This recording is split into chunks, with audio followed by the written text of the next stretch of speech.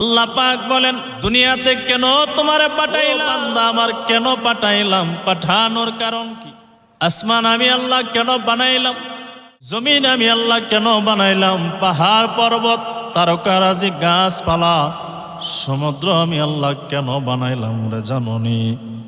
গোলাম, আসমান বানাইলাম তোমার গোলামের জন্য, জমিনও বানাইলাম তোমার গোলামের জন্য।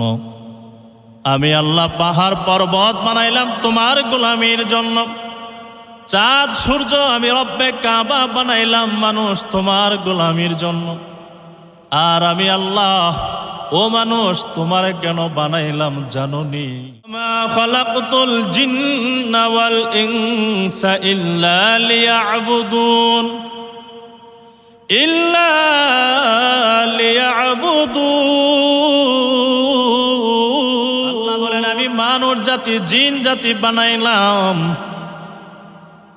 আমি আল্লাহ জিন জাতি এবং মানুষ জাতিকে বানাইলাম ইল্লা লিয়াবুদুন, আই লিয়াফুরুন। আমি আল্লাহকে জানবা, আমি আল্লাহকে চিনবা, এরপরে বান্দা আমি আল্লাহকে তোমরা মানবা। যদি বান্দা ভালোভাবে যদি আমি আল্লাহকে যদি মানো, আমি আল্লাহর ইবাদত যদি করো, ওয়াদাগুলো যদি পূরণ করে আসতে পারো, আবার তৈরি জান্নাত আমি রব্বে কাবা তোমাদেরকে দান করে দেব। নবী আমার বললেন, কুন ফিদ দুনিয়া কান্নাকা গরীব, দুনিয়াতে এমন ভাবে চলবা যেন তুমি একজন গরীব অথবা মুসাফির, প্রবাসী। দ্বিতীয় নাম্বার নবী আমার বলেন, আও কান্নাকা আবিরুস সাবিল, দুনিয়ার বুকে এমন ভাবে তুমি চলবা যেন তুমি একজন মুসাফির। কেন নবী আমার আপনি আমাকে মুসাফির হয়ে চলার জন্য বললেন? কেনই বা নবী আমার বললেন? হাবিবে কিবরিয়া রাসূল আকরাম সাল্লাল্লাহু আলাইহি ওয়াসাল্লাম বলেন, দুনিয়াতে যদি তুমি মুসাফির হালতে যদি চলো, হব্বত দুনিয়া রাসু কুল্লি খাতিয়া, দুনিয়াটা গুনার মূল হওয়ার পরে বান্দা, দুনিয়ার গুনাহ তোমাকে গ্রাস করবে না। সহজে গুনাহ থেকে বেঁচে আল্লাহর তৈরি জান্নাতের মেহমান হতে পারবা। বান্দা মনে করে নেন, আমি আপনাদের এলাকায় আসলাম, ঢাকা শহরে গেলাম, উদ্দেশ্য কি? একদিনের কাজ নিয়ে আমি ঢাকা শহরে গেলাম। ঢাকা শহরে যাওয়ার পর হাজারবার চেষ্টা করি যে কাজের উদ্দেশ্যে গেলাম সেই কাজটা যেন ভালোভাবে কমপ্লিট করতে পারি। বান্দা সেখানে যাওয়ার পর কাজ যখন কমপ্লিট হয়ে যায়, বান্দা তার স্থায়ী বাড়িতে চলে আসে। একদিনের জন্য গিয়ে বান্দা সেখানে গাড়ি করে না, বাড়ি করে না, অট্টালিকা করে না, রাজপ্রাসাদ বান্দা কিনে না। বান্দা টার্গেট শুধু যেই উদ্দেশ্য গেলাম সেই উদ্দেশ্য আমাকে কমপ্লিট করতে হবে। নবী বলেন, ও দুনিয়ার উম্মত, তুমিও দুনিয়াতে আল্লাহ পাক কারো হায়াত 30 বছর, কারো হায়াত 40 বছর, কারো 50 বছর, 60 বছর, 70 বছর, কারো 80, 90, 100 বছরের মতন হায়াত বান্দারে দিয়েছে। কেন জানো? বলে, রে বান্দা, আমি আল্লাহ তোমাকে এই 30 বছর 40 বছর একটা আকামা লাগাই দিলাম। এই আকামার ভিতরে তোমার যেইগুলো কাজ ওয়াদা করেছো তাড়াতাড়ি বান্দা তুমি কমপ্লিট করবা। কমপ্লিট করা যখন হয়ে যাবে, আমার তৈরি জান্নাত আমি আল্লাহ তোমাদেরকে দান করে দেব। তৃতীয় নম্বর আল্লাহর নবী বলেন, ওয়া'উদ্দা নাফসাকা মিন আহলিল কুবুর, দুনিয়াতে এমন ভাবে চলবেন যেন একজন কবরবাসীদের অন্তর্ভুক্ত। কেন নবী আমার বললেন? হায়াতের জিন্দেগিতে থাকবো, চলবো, খাবো, চলাফেরা করবো, ওঠা বসা করবো। এরপর নবী আমার কেন বললেন, দুনিয়াতে যতদিন থাকবো, যতদিন চলবো, ততদিন যেন নিজেকে কবরবাসীদের অন্তর্ভুক্ত মনে করি। কেন নবী আমার বললেন? বলে, যারা কবরবাসী হয়ে যায় তাদের জবান দিয়ে মিথ্যা কথা বলে না, ওয়াদার বরখলাফ করে না। বান্দা শয়তানের দোকায় পড়ে বদআমল করে না। বান্দার জবান দিয়া ফাহশা কথা বের করে না। বান্দার জবান দিয়া অপরের সমালোচনা করে না। এই জন্য নবী আমার বলেন, এরে আমার উম্মত, দুনিয়াতে থাকবা, দুনিয়ার মায়ায় পড়বা না, দুনিয়ার মহাব্বতে পড়বা না, দুনিয়ার সম্পদের লোভে পড়বা না। শুধু সম্পদ আর সম্পদ, আমার সম্পদ, আমার সম্পদ, আমার সম্পদ, সম্পদের পেছনে তুমি বান্দা পড়বা না, শয়তানের দোকায় তুমি পড়বা না, বদ আমল করবা না, আল্লাহ থেকে দূরে চলে যাবা না, আমি হাবিবের সুন্নত তরিকা থেকে বান্দা তুমি দূরে চলে যাবা না। যদি দূরে চলে যাও কপাল বড় খারাপ, জাহান্নাম ছাড়া কোনো উপায় না। দুনিয়ার মায়ায় দুনিয়ার মহাব্বত বড় গুনাহ, দুনিয়ার মহাব্বত, দুনিয়ার লোভ যে বান্দার অন্তরে ঢুকে যায়, ওই বান্দা আল্লাহকে চিনে না, নবীকেও চিনে না। যেই বান্দার অন্তরে দুনিয়ার লোভ, যেই বান্দার অন্তরে দুনিয়ার মহাব্বত ঢুকে যায়, ওই বান্দার দুনিয়া ধ্বংস, বান্দার আখিরাত বান্দার ধ্বংস হয়ে যায়। এরে যুবক ভাই, বৃদ্ধ বাবা ও পর্দার আলের আম্মা জান, শুনেন, মুসা পয়গম্বর তার আপন চাচাতো ভাই কারুনকে বলে, এ ভাই আমার কারুন, রব্বে কাবা তোমাকে পাহাড় পরিমাণ অডাল ধন সম্পদ আল্লাহ তোমার দান করেছে। এর কারণ এই সম্পদের থেকে একটা অংশ আল্লাহ পাকের রাস্তায় তুমি দান করে দাও, যাকাত আদায় করে দাও। মুসা পয়গম্বর যখন বললেন, ভাই কারণ আমার, আল্লাহ পাকের রাস্তায় তুমি দান করো, সদকা করো, যাকাত দাও। কারণ অহংকার করিয়া বলে, এই সম্পদ আমার নিজের হাত দ্বারা আমি উপার্জন করেছি, অর্জন করেছি, এই সম্পদ আল্লাহ আমার দেই নাই, তাহলে এই সম্পদ কেন আমি আল্লাহর রাস্তায় দান করব, সদকা করব? মুসা পয়গম্বর বারবার তারে উপদেশ দেয়, তারে বোঝায়, কিন্তু বুঝতে চায় না। মুসা পয়গম্বর চলে গেলেন। কারণ বাড়িতে যাওয়ার পরে দুনিয়ার লোভ অন্তরে ঢুকে গেলে দুনিয়া কেমন ধ্বংস হয়ে যায়, আখিরাত বরবাদ হয়ে যায়। বোঝানোর জন্য আব্বা জান, যুবক ভাই, বৃদ্ধ বাবা, ঘটনাটা টানতেছি, মন দিয়ে শুনবেন। এবার কারণ যখন বাড়িতে যায়, মুসা আলাইহিস সালাতু ওয়াস সালাম ও বাড়িতে চলে যায়, কিন্তু কারণ বেঈমান ঘরের ভিতরে গিয়া ক্লান্ত হয়ে বসে যায় নাই। মনে মনে ভাবতেছে, মুসাকে যদি না থামাই তাহলে তো আমার সম্পদের একটা অংশ, বিশাল বড় একটা অংশ গরিব দুঃখী মানুষদেরকে দান করে দিতে হবে। কি করা যায়? বলে মুসার দাওয়াতের মিশনের কাজ বন্ধ করতে হবে। নাউজুবিল্লাহ। কারণ এক বেশ্যা মহিলার কাছে যাই, বেশ্যা মহিলার কাছে গিয়ে বলে, ও বেশ্যা মহিলা, তোমার কাছে আমার একটা দরখাস্ত আছে। বলে, কি এমন দরখাস্ত বলো? বলে, আমার দরখাস্ত হলো তুমি যা চাও, গাড়ি চাও, বাড়ি চাও, টাকা চাও, পয়সা চাও, অট্টালিকা চাও, যা চাবা তা দেব, তবে আমার একটা কথা তোমাকে মানতে হবে, একটা কাজ করতে হবে। বলে, কি কাজ? বলে, কাজ হলো এই জামানার নবী এবং রাসূল মুসা পয়গম্বরের ওপরে, চরিত্রের ওপরে, তাকে চরিত্রের ওপরে কলঙ্কের ডাক দিতে হবে। কি ডাক দিতে হবে?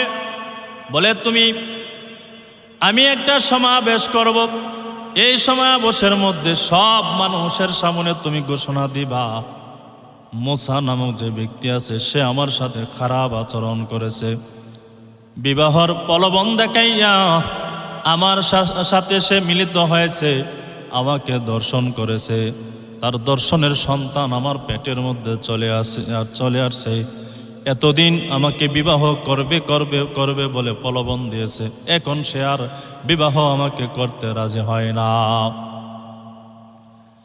দুনিয়ার সম্পদের লোভে পড়িয়া ওই দুর্শিতা মহিলা, বিবিচারিণী মহিলা রাজি হয়ে যায়। কারণ আসিয়া বলো, মুসা, আপনি এককভাবে দিনের দাওয়াত দেন, তাওরাতের দাওয়াত দেন, এটা জনগণের কাছে ভালোভাবে পৌঁছায় না, কি করা যায়?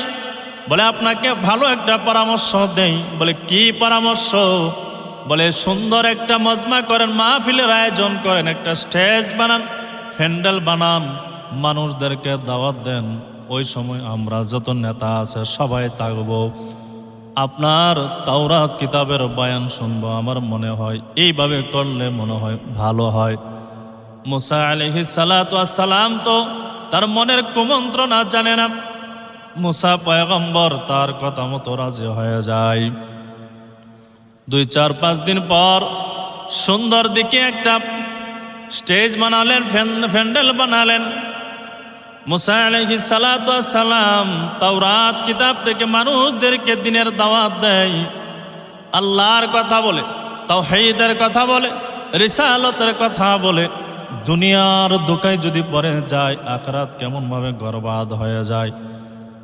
আল্লাহর বান্দা মুসা আলাইহিস সালাতু ওয়াস সালাম উম্মতদেরকে দাওয়াত দিচ্ছে, বয়ান করছে।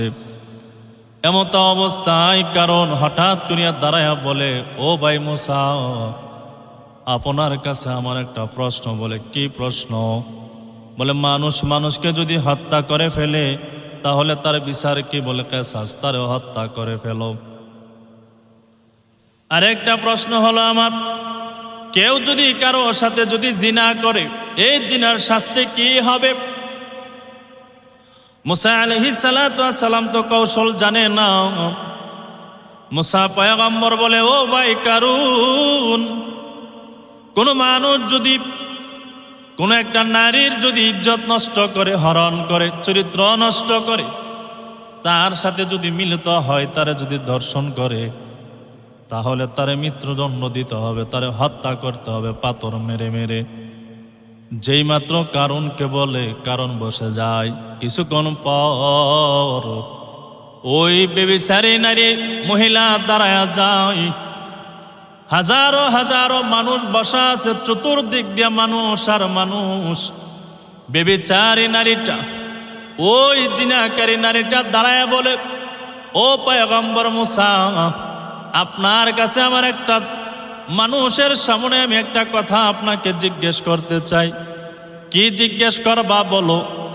আল্লাহর বান্দি বেবিচারিনী যেই মাত্র মুসা আলাইহিস সালাতু ওয়াস সালাম চরিত্রের উপরে কলঙ্কের ডাক দিবে, অপবাদ দিবে, যে মুসা, আপনি তো আমার সাথে ব্যভিচার করেছেন, অন্যায় করেছেন, আপনার সন্তান তো আমার পেটে, বিবাহর প্রলোভন দেখাইয়া আপনি আমার বিবাহ করবেন বলেছিলেন, এখন কেন বিবাহ করেন না?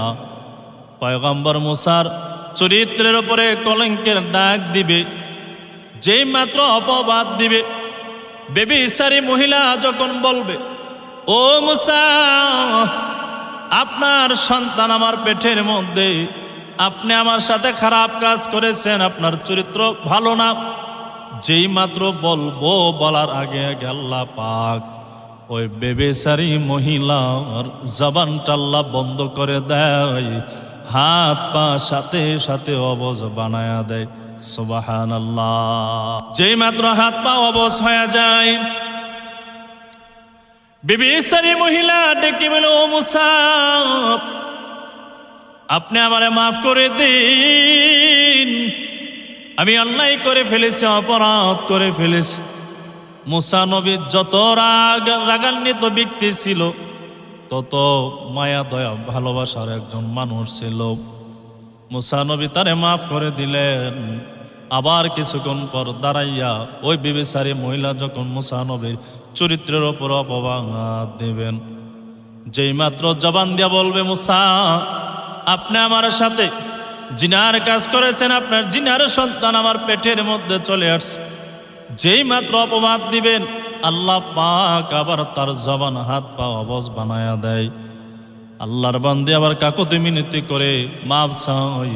মুসা নবী বলে, আল্লাহ তারে মাফ করে দেন। আল্লাহ সাথে সাথে তারে ভালো বানায়া দেয়। নবী আমার তাওরাত কিতাবের দাওয়াত দেয়, দাওয়াত দেয়, দাওয়াত দেয়।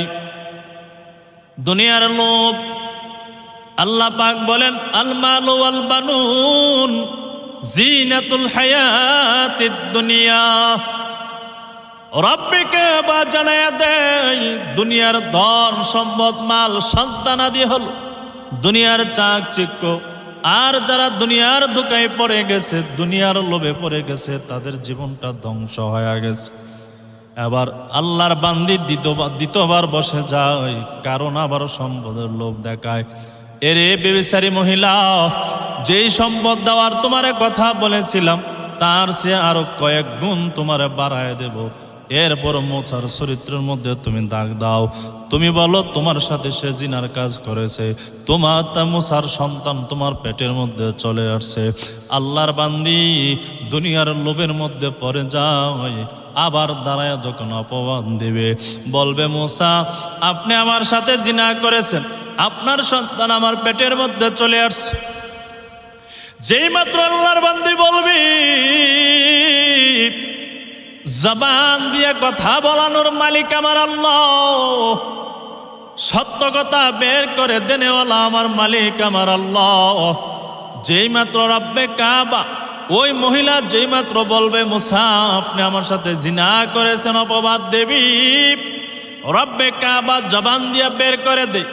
ওই বিবিচারী মহিলা ডাক দিলে, মুসা নবী আপনি পাক ও পবিত্র, আপনি বড় পাক ও পবিত্র, বড় চরিত্রবান, বড় ভালো মানুষ।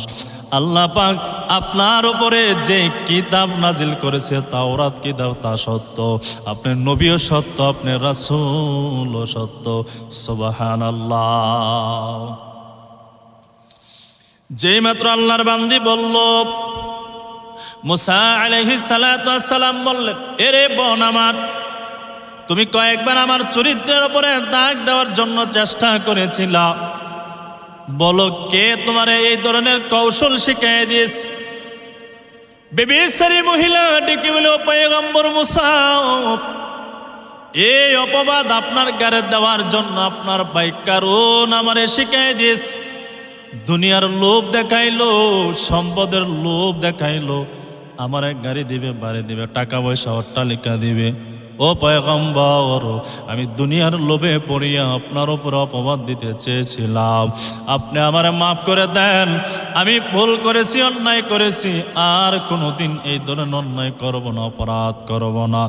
যেই মাত্র বলল, এবার মুসা আলাইহিস সালাতু ওয়াস সালাম বেবিচারী মহিলাটাকে মাফ করে দিলেন। চোখের পানি ফালাইয়া ফালাইয়া জমিনের উপরে আল্লাহ পাকের কুদরতি পায়ের উপরে সেজদা দিয়ে দেয়, আর বলে রব্বে কাবা, আসমানের মালিক, জমিনের মালিক, আপনি আমার চরিত্র আজকে হেফাজত করেছেন আল্লাহ, আপনার দরবারও সিজদা দিয়া শুকরিয়া আদায় করিও আমি জীবনও শেষ করতে পারবো না। আল্লাহ পাক জিবরাইল আমিনকে পাঠায়া দেয়, জিবরাইল আমিন সাথে সাথে পয়গম্বর মুসার সামনে দাঁড়ায়া যায়। এবার মুসা আলাইহিস সালাতু ওয়াস সালামকে ডেকে বলে, ও পয়গম্বর মুসা, কারণের ব্যাপারে আপনি যে সিদ্ধান্ত নেবেন, যে সিদ্ধান্ত নেবেন, আল্লাহ পাক সাথে সাথে আপনার সিদ্ধান্ত কবুল করিয়া তারে শাস্তি দেওয়া আরম্ভ করে দিবেন। মুসা পয়গম্বর বলে, ও ভাই জিবরাইল, আল্লাহ কি তাই করবেন? বলে হ্যাঁ হ্যাঁ। বলে আমি যদি জমিনকে কোন আদেশ দেই তাহলে কি কারণকে শাস্তি দিবে? জিবরাইল বলে হ্যাঁ হ্যাঁ মুসা পয়গম্বর। যেই মাত্র বললেন মুসা নবী জমিনকে আদেশ দেবলে, জমিন রব্বে কাবার হুকুমে তুমি আর দেরি করবা না, দেরি করবা না। ওই জালেম কারণ কি এখনই তোমার জমিনের মধ্যে ঘাস করে নাও, ডাবায়া নাও। যেই মাত্র জমিনকে আদেশ করলেন, জমিনটা ফাঁক হয়ে যায়, কারণের হাঁটু পর্যন্ত জমিনের ভিতরে চলে যায়। কারণ এবার ডেকে ডেকে বলে, ও মুসা, আমি ভুল করেছি, আমি অন্যায় করেছি, আমি অপরাধ করেছি, আপনি আমারে মাফ করে দেন। মুসা নবী বলেন, না কারণ না, না তোরে মাফ করা যাবে না। বুঝো তো, বহুতবার তোমারে বোঝাইছি, তুমি আমার বুঝ মানো নাই, বহুতবার তোমারে বলেছি, তুমি শুনতে চাও না। দুনিয়ার দুঃখায় পড়ে গেছো, সম্পদের লোভে পড়ে গেছো, দুনিয়ার চাকচিক্যের লোভে তুমি পড়ে গেছো। এবার কারণ মুসা নবীর কাছে ক্ষমা চাই, মুসা নবী তারে মাফ করে না। আবার ডাক দলে, রে জমিন, এ জমিন দেরি করবি না, দেরি করবি না, এর দাবাও। যেই মাত্র জমিনকে আদেশ দেয়, গলা পর্যন্ত গলা পর্যন্ত জমিন তারে গ্রাস করে নেয়। এরপরে মাটিকে আবার আদেশ দেয়, মাটি ওই কারণকে ধীরে ধীরে ধীরে ধীরে জমিনের ভিতরে নিয়ে নেয়। আল্লাহর নবী দুজাহানের বাদশাহ রাহমাতুল লিল আলামিন বলেন, কিয়ামত পর্যন্ত অবধি কারণ ওই জমিনের ভিতরে যেতে থাকবে যেতে থাকবে যেতে থাকবে। এই কিয়ামত পর্যন্ত তার শাস্তি হবে হাসরের ময়দানে আল্লাহ পাক দুনিয়ার লোভের কারণে তার জাহান্নামের আসামি বানায় ফেলবি।